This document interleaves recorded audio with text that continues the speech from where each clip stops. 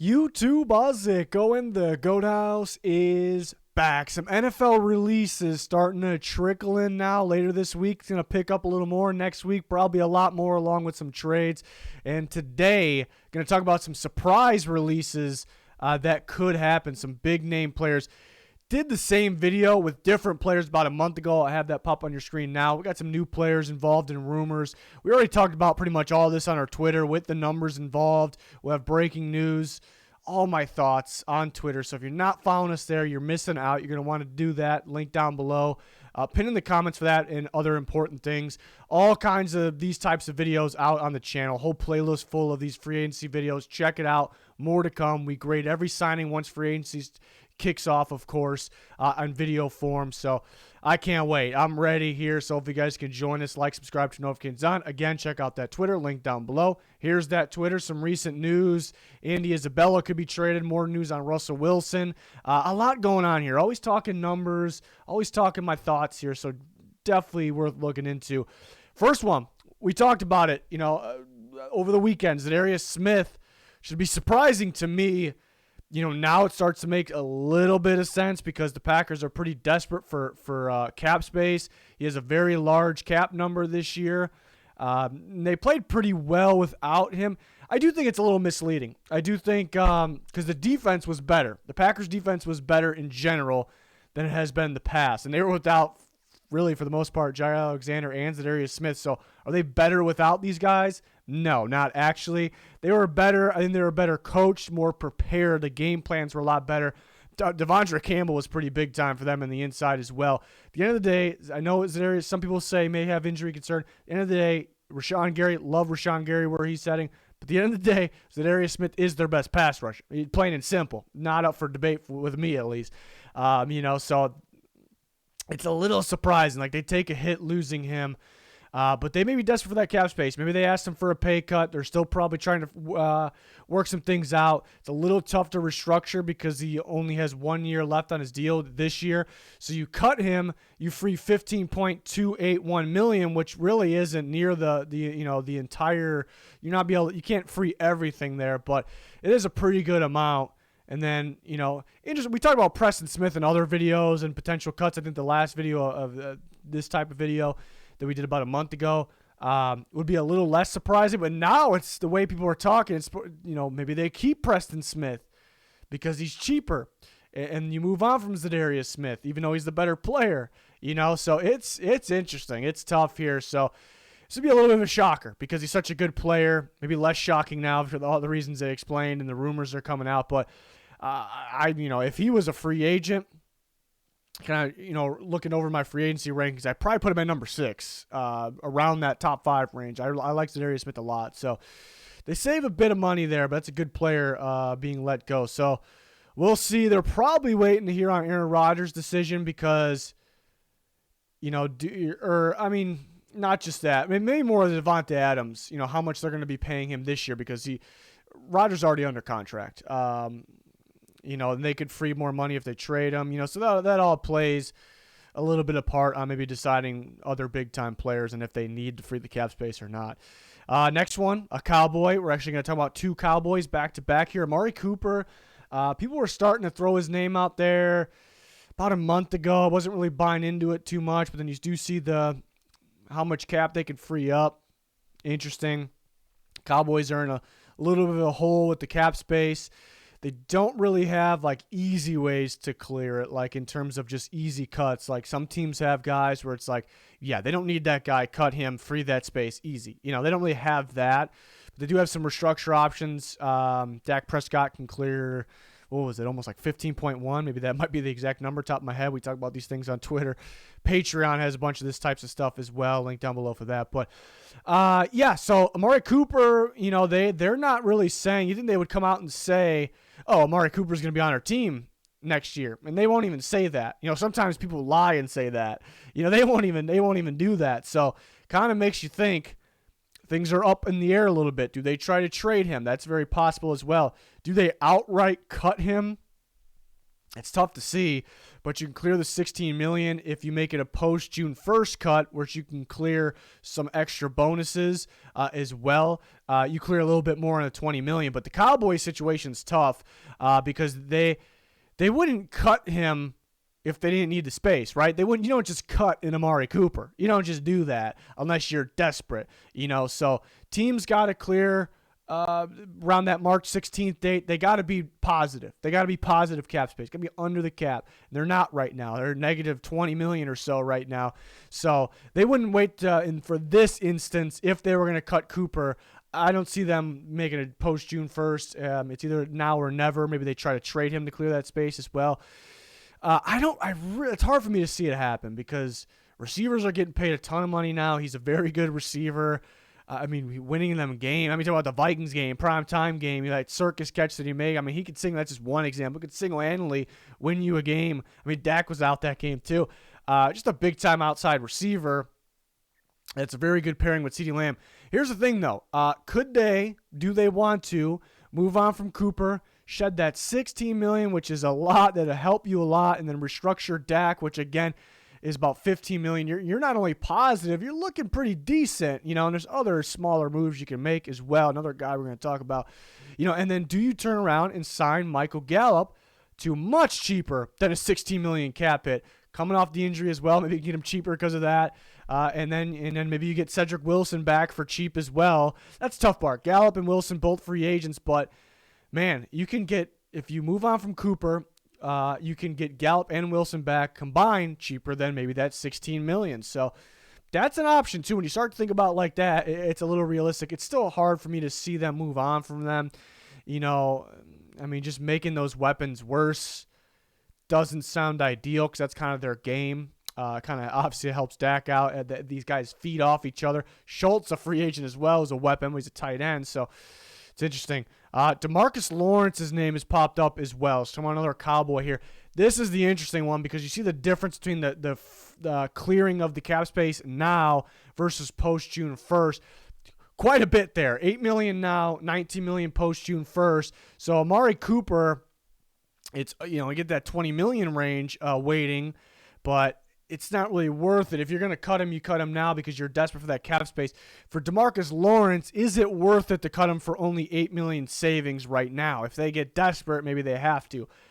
I don't see that. I could definitely see the post June 1st though. Let's say, let's say, I don't think Amari Cooper really plays a part in that. Let's just say they find a way to clear the space. Whether it's restructuring Dak, cutting some other guys, or maybe moving on from Cooper, bringing back those other receivers with Gallup and Wilson, which they very much can do. They end up clearing the space, but they're still a little tight. They end up bringing in a draft class. Obviously, everybody does. That it takes a bit of a cap hit. Maybe they go back to negative at that point, and they want to free some more space. Maybe there's always some veteran. Maybe one year potential deals out there at that point. You move on from Demarcus Lawrence, clear a whopping $19 million, and then be able to afford your draft class and other things like that. So that would actually kind of make sense. Do they get desperate enough here to free that $8 million? The problem is, and that's why I've talked about it before, the Cowboys are very interesting because what they got going on. Because you talk about Amari Cooper, under contract, trade candidate, other receivers that aren't under contract, Gallup, Wilson, do they choose to move on from the guy under contract to get the cheaper options on contract? Same thing with the edge rush position. Demarcus Lawrence, under contract, potential cut, probably not trade candidate, can clear a lot of space. Randy Gregory, who is looking pretty promising for them, he's a free agent. Do they move on from Lawrence, bring back Gregory, cheaper? It's pretty interesting. Does Micah Parsons play a part in this? Does he play more of the edge rush position? Because remember, he was about, 52, 48, 52% being, I'm ballparking it there. It's pretty damn close. Being off the ball linebacker, 48% being edge rusher. Do they bump up that edge rush spot so they don't need another guy like this? So there's a lot of factors. It's a very interesting team, intriguing team there. So Lawrence, hard to see them go, cut him right off the bat. You could cut a guy now but still make him a post-June 1st move? Do they just kind of let the team know, hey, this is one of our post-June 1st move? The problem with that is you don't get the cap space until then. So it's interesting, very interesting what the Cowboys will do. But these guys' names have come up. All right, enough about the Cowboys there. We're a pretty interesting team. Giants, James Bradbury's name has come up. That's interesting too. All of these are interesting because you clear a portion of that cap hit. What is about $21 million total cap hit, 12.136, a lot of dead money. And people get confused about dead money. The best way for me to explain, because some people think dead money is what they take a cap hit of. They're losing that. Not actually. They're actually still saving money, 12.136. The best way to explain dead cap is money that you cannot save. Money left kind of in purgatory. That's kind of the best way for me to explain it. People kind of get confused. So you still clear money. You're just missing out on clearing the full thing. There's dead cap out there. So hopefully that explains that. So yeah, again, not saving the full thing. It's a pretty good corner. Is he worth... people look at it like, okay, is he worth a $21 million cap hit? He's a good corner, but no, that's a lot. But I think you look too much into that. I think people do. I think you have to look at this number. You cut him in free $12 million. Would we rather want to pay that extra $12 million or free the $12 million for a guy like James Bradbury? I think he's worth it to keep, looking at it that way. So there's two ways to look at it there. It's also interesting because Don Martindale comes in, their defensive coordinator, pretty good defensive coordinator. He values cornerbacks as high or more high than anyone out there. A lot of man coverage, you got a lot of responsibilities, a lot of blitzing. So guys kind of on an island, the safeties come up in the box. So you want to have very good corners out there. And you need a legit one. The Ravens, where Martindale came from, I mean, you had two legit ones there with Humphrey and Peters, of course, and Bradbury is your legit one. Adoree Jackson, I've never really been a huge Adoree Jackson guy. He's pretty solid. He does have injury concern. He's your other number one, but Bradbury is by far your best. So getting worse at the position isn't ideal, but then that brings up the debate. Is he a pure man coverage corner? I think he can be. They ran a little bit more zone last year. So it brings up all these topics here, and they do have 2 first-round picks, so they could get a man coverage corner for cheaper than Bradbury. With one of their first, maybe the 7th pick, it would be a realistic scenario there. So a lot playing a part here. Another thing is the Giants they have negative cap space, negative 12. Actually, they released Kyle Rudolph for $5 million this morning. We talked about that. So around negative $7 million now. They're progressing. They want to clear space. They need to, and they want to. New GM Joe Shane said he wants to clear about around $40 million. Because they have a pretty pricey cap hits from the draft. They have 2 first-round picks. It makes sense how that is. And they want to be able to, and I wouldn't expect a crazy free agency, but they want to be able to make moves for the new staff, fit those guys. So, and he's not a big fan of doing these crazy restructures, maybe one here and there, just simple restructures. So it kind of thins out how you got to clear space. You pretty much got to move on from guys, try to trade or cut guys that you don't value extremely, extremely high. So do they have to make a desperate decision like move on from James Bradbury? So it becomes intriguing, to say the least here. I think, and now here's my big point here. You shouldn't outright cut him because, again, $12 million being saved. He's better than that. He's a very good corner. You need him. You need a legit number one. But you can trade him. And I look at the Raiders who could extend a guy like this, have the future cap space, have Patrick Graham, the Giants defensive coordinator, so we know he fits. That makes sense to me. Trade him for a 3rd round. Maybe the Giants lose a little bit of leverage because they're getting desperate. So maybe a 4th round, which would be a steal for the Raiders. But if you're going to cut him anyways, whatever for the Giants, that would make sense to me. So yes, this is one to watch. A little surprising if he's outright cut, though. I wouldn't really agree with it. I understand if teams get desperate, wouldn't really agree with it. I mean, you got the teams that restructure, just they clear space now, and they put these heavy cap hits in the future, and it's why teams are in negative cap space all the time because they're pushing it on themselves. And you got teams that don't want to do that, and they end up cutting good players, trying to find that team in the middle there. So we'll see how these a new staff, kind of led by Joe Shane here, how they approach the situation. Austin Hooper, I haven't heard anything about Austin Hooper being cut. We talked about this. We kind of got to this this theory on Twitter a few days ago because the report came out that, and there's a lot of BS that's out there at this time of the year. There's a lot of definitely things that end up being true. But Njoku, the Browns want to bring him back, and they could actually pay him in the double-digit millions, so $10 million around that range plus. They could actually pay, which is a bit surprising to me. I wouldn't really agree with it, even though he stepped up last year. I do think he has some talent. Just in terms of value, I wouldn't really agree with it. But they may want to do that. So, and you're paying Hooper in that same range. When you're paying that much, when you're putting that much money to two tight ends, and neither of them are really top tier, they're solid, they can get better, it doesn't make a lot of sense. That much money invested at tight end position, and you don't even have the Kelce's, the Kittles, the Wallers, the Mark Andrews. They don't have any of these guys. It doesn't make a whole lot of sense. It's not smart. It's not smart managing there. So I was starting to think, they can't really do that, right? Could they cut Hooper? And why I only have the post-June 1st cut on there is because that's the only way I see them cutting him. Because first glance, what would cutting Hooper do? It would save $2 million. That doesn't make sense. Why would you cut him for only saving $2 million? Wouldn't make sense. Post-June 1st, you save $9.5 million. So you're basically paying Njoku what you're clearing from Hooper. And why teams don't do the post-June 1st moves. We talk about the Cowboys. They get very desperate for cap space. They need to clear it now because you need to be under the cap, which means positive cap or zero by that March 16th range, if it's the league start year, around that range. It might be a few days after March 18th. But the Browns aren't desperate. The Browns they don't have loads of cap space. They got a pretty good amount though, actually.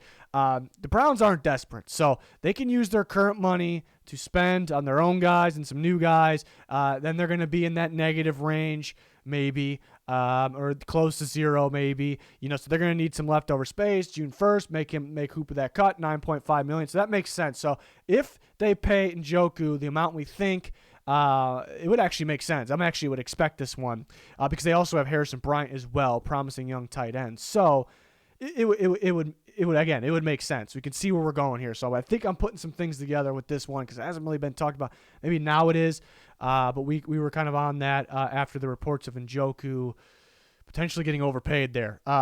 Just wish they would let him kind of test free agency. I think they can save, him kind of going out and realize teams aren't going to pay him that $10 million. The Browns might be able to get him for like $8 million, so that would make a little bit more sense, but we'll see. I'm just always curious to see what these teams do.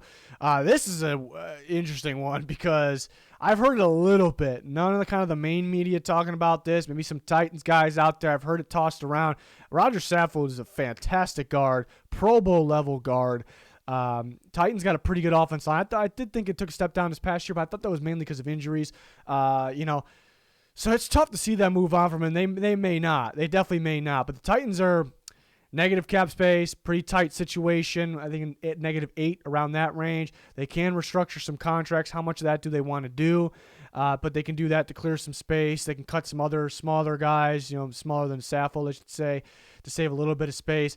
But it's possible because he's on an expiring deal, so it's tough to restructure. Do they want to extend him, which I could see that, maybe a 1-year extension because he's a very good player, but he's getting up there in age. They want to extend him. And then the key guy with this is now going to be a second-year player, a rookie from this year, Dylan Raduns, the rookie who was a tackle from North Dakota State.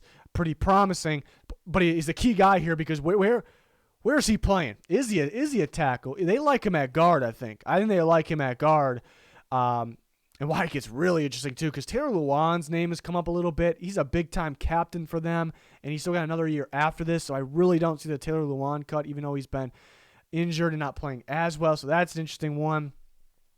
But, yeah, do they like Raduns more at left tackle? Then they can move on from – or even right tackle because they could use right tackle. It's interesting, where they view him, but I hear and what I see, I think they like him at guard. And they have Nate Davis on the other side, who's a very solid guard, young guard. So can they, is it worth it to them to move on from Saffold? Maybe you clear the $10 million, then just like that, you're positive, not by much, but you're positive. You can make other moves. And the Titans are trying to get over that hump. They're the best regular season team, but they're a little bit let down in the playoff. They want to become an actual contender because it doesn't really feel like it's hard to put them in a Super Bowl contender list, even though they look like it after the regular season's done pretty much every year here. So do they want to get that space, get even better? So it'd be weird to see them cut Saffold, but start to think about it. Maybe it's possible. And then two other guys that Carson Wentz, surprise cut. That's the title of this video, surprise cut. A lot of you out there may say, no, everyone keeps talking about he's going to be a surprise cut. I understand your point there. To me, it's a little bit of a surprise cut, but I do want to talk about it a little more. We talked about it in yesterday's video too, but it kind of came out. They're working through things. It sounds like they're working through things with Carson Wentz. It sounds like they still got to make a decision. It sounds like there maybe is a shot they keep him. And that's kind of what I've been saying. It's hard for me to see them outright cut him because, trading him it clears, that $28 million in that range. We've talked about the exact number. It clears all of that, pretty much all of that, and all of it, actually, all of his cap hit. Releasing him clears. 13.294 it's a lot of money, but that's only a portion of that. So just outright cutting. And I know I've never been a huge Carson Wentz guy, or at least recently since he's had the injuries, but he's a decent quarterback still. $13 million, is it really worth it? Do they have a replacement? They don't have a first-round pick, so it's hard to get the replacement. It's just tough for me to see. It'd be a little bit of a surprise for me to see them outright cut Carson Wentz. I know now the damage is done. They've kind of ripped him, it sounds like. Frank Reich, I don't think really has. He's kind of a Carson Wentz guy, but the comments they've made, Ballard and Irsay, it just sounds like maybe some damage is done there. So maybe I don't really like the way they handled that situation. But if you can get better, yes, yeah, do it. It's easier said than done. It's one of the hard things to do at quarterback. I always say you can't be afraid to get better. And I think actually, coincidence here, I think the Colts have kind of been in that, staying quiet with the money they had in cap space. They should get a better pass rusher, in certain years. They should get a better receiver, and they've kind of haven't done that. But for quarterback, it's hard to say that because you have to be able to actually do it. You can't just say, we're going to get better in quarterback. It's so hard to do it, But if they have that opportunity, okay, yes. So curious to see if somebody trades for him. I keep mentioning that if somebody does trade for him, I'd watch out for the Colts paying a portion of that salary. That would make a lot of sense, but still clear more than the $13 million, of course. Maybe they pay a portion, whether it's $5 to $10 million out of clearing that, 26 plus, whatever it may be. That number, that full cap number is what it is. So we'll see. It's an interesting situation, just to say the least here. So I'm curious to see if this talk heats up in the next few days, which I think it will, the next week or so. And then we'll talk about Jimmy Garoppolo again. Same situation where it's, it's kind of the opposite situation. Carson Wentz, I say, is kind of a surprising cut, and a lot of you out there may say it's not surprising. We heard about it a lot. In this situation, I say this probably wouldn't be a surprising cut, but people out there may say, they got significant interest trading. They're going to trade him. They're going to trade him, So maybe it's a little bit of the opposite, but sort of the same, if you catch what I'm saying here. But to me, Garoppolo should be cut. I'm going to go on this, and a lot of people that listen to every video, appreciate you guys very much. But a lot of you that probably heard me rant about this a million times. So this is the last one we're going to talk about in this video. If you want to, end the video right now, understandable. But go on the rant again. I've talked about it on Twitter as well. Nobody should be trading for Jimmy Garoppolo. And that first glance sounds like I'm taking a shot at Jimmy Garoppolo. Not at all. I actually think he's maybe on the underrated side. People rip him a lot. He kind of folds in the big games sometimes. I suppose it's understandable why people rip him. But he's solid. He's got experience. So none of that is taking a shot at Jimmy Garoppolo. Just look at the situation. You're going to trade for, he's injured right now too. There's no guarantees. It sounds like he's going to be good to go, but he's having shoulder surgery coming up in the next few days or weeks or something. That $25.55 million is the cap hit for him. I really don't see the 49ers paying a portion of that. They want to clear the full thing, but if it is a portion, it's going to be a small amount. So you're paying a pretty good size cap hit for an injured quarterback, and you're trading a draft pick away. On top of that, the 49ers have had some elite rosters, and they couldn't get over the hump. Was it all of his fault? No, but he's kind of up there. So what is he going to do for you? Coming in, learning I mean, you probably run a similar system playbook, but learning a little bit something new. Are you as good as the 49ers? Is he going to magically get you over the hump? I don't know. A team shouldn't be dying to trade for the injured $25.55 million non-top tier quarterback. On top of that, I really think the 49ers, if they can't trade him, I think they're going to cut him. They are negative $4 million in cap space right now, 4 point something in that range. They invested a lot in Trey Lance. He's going to be the guy. He is the guy. Will he be the guy going forward based on his play? That's to be determined, obviously. That really doesn't – I don't think that plays a part in this situation. He's the guy. He's got to be the guy because what they invested in him. Again, going back, they have negative cap space. They need to clear. They have to clear some. They want to clear even more because they want to bring Laken Tomlinson back. They want to maybe bring some other guys back that are free agents across the team. Tart, guys like that. They also want to get better so they can get over the hump. They want Trey Lance to progress as the best way possible, so get him some better players around him. They want to be Super Bowl champions because they can be Super Bowl champions, but you can't do that sitting back with negative cap space or zero cap space. So they free $25.55 by trading or cutting Garoppolo. Not the case in a lot of situations. We talked about Wentz. It's different. Clear the full thing. So if they get to the point, free agency's right around the corner, they want to be able to make moves, they have to be positive cap space. We got to cut this guy. We got to get $25.55 million to us so we can be that championship team.